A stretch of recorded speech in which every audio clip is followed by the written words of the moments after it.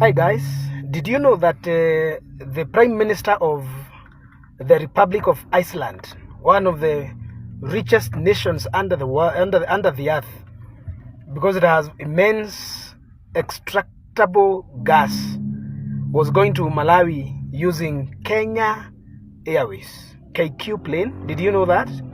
And that when he landed here in Nairobi, we did not even take note because the president had hired an expensive jet which he was using, and that was the topic of the day. Did you also know that all European elected leaders use their national airlines? And do you know also that state officers in Kenya are supposed to use Kenya Airways to travel locally and abroad? Did you know that?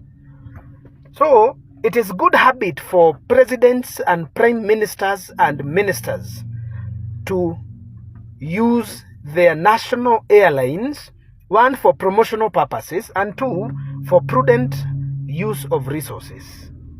It is not an act of heroism to see that the deputy president of Kenya has boarded a KQ flight to Nairobi. Indeed, this is what he should be doing.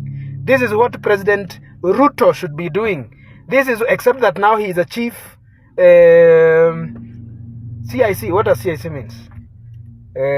Whatever, I'm forgetting. But that now, because he's an element of the military power, and because he is the head and commander-in-chief, he can always travel using choppers from the military. And I think that is good tradition.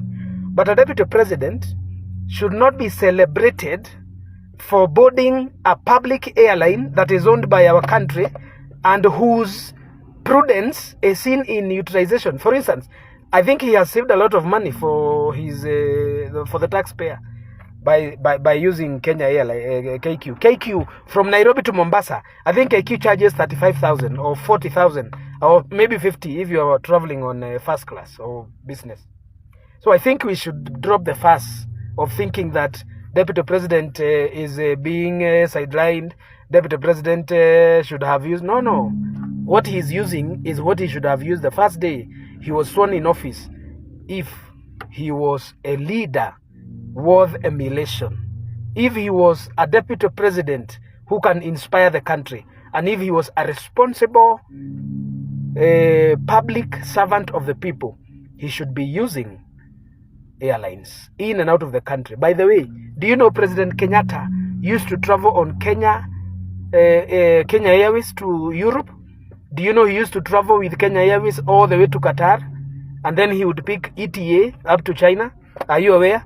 Do you know in America the two times he was hosted by President Obama and President Trump? Do you know he flew Kenya Airways? So the deputy president should stop these gimmicks of public gathering. Only the peasants think that there's a difference between private and public flying. I, Zack, now as a private citizen, I can hire, if I had money, of course I don't have that money, I could hire a plane. But a public servant hiring a plane is callous, reckless, and wasteful.